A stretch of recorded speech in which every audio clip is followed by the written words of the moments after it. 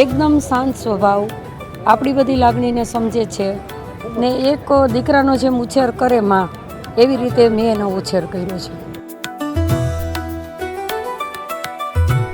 આ મારા નંદીનું નામ શ્યામ છે, એના બાપનું નામ કરણ છે, માનું નામ ગોપી છે.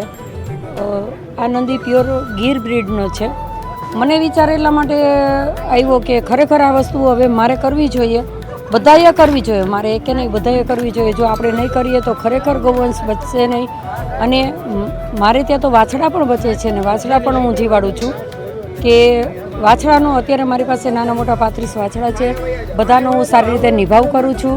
મને એમ થયું કે મારે ગૌશાળા ખરેખર કરવી જોઈએ, એટલે મેં ગૌશાળા કરી છે. આપણે દીકરી હોય કે દીકરો હોય, આપણે દીકરાને તો છોડી નથી દેતા. તો ખરેખર વાછડો હોય કે વાછડી હોય, એક પશુપાલક તરીકે વાછડાને પણ નિભાવવો જોઈએ.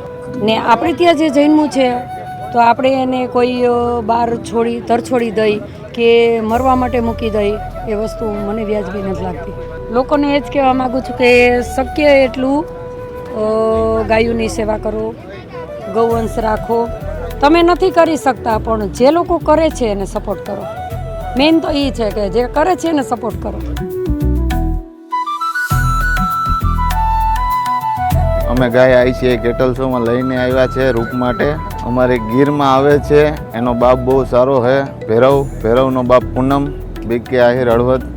ત્યાંથી સિમન લઈ આવ્યા હતા. 1 ફૂટનું આ વાછડી છે, એની માં કૃષ્ણા છે. ને આને મિલ્કને ક્ષમતા છે એક ટાઈમનો સાંજનું 9 લીટર, સવારનું 10 લીટર. ને આ બીજા વેતરમાં આવેલી છે. ને અમારી વછરાજ ગીર ગૌશાળા પોરબંદર જિલ્લામાં આવે છે. રાણાવ તાલુકો, ગામ બાપોદર. પછી અમે ઘીનું સેલિંગ કરીએ છીએ. ને અહીંયા કેટલ શોમાં લઈને આવ્યા. અમે દૂધ કે કોઈ ભરતા નથી. ને આવું સારા નંદીના ડોઝ મુકાવો, સારી વસ્તુ કરો. આવા શો થાય તો એમાં માણવાની મજા આવે ને બીજાઓને એમ થાય કે નાના લઈને જવું જોઈએ. અને જન્મ તારીખ છે 31 ડિસેમ્બર 2020નો આનો જન્મ છે. અમારી પાસે બધી આની માહિતી લખેલી હોય. અમારી ગૌશાળામાં ટોટલી વસ્તુ લખીએ, જ્યારે વ્યાય ત્યાંથી તે સેટ પાછું એનું બચ્ચું કેવડું થયું, કેવડી એની ઉંમર છે, કયો એનો બાપ છે, એનો બાપ કયો છે, એની આખી પેડગરી અમારા ગૌશાળામાં લખવામાં આવે. તો આમાં મોટી ગૌશાળા નથી પણ નાની છે. 10 ગાયો રાખીએ છીએ, નાના મોટા નંદી ને બધું.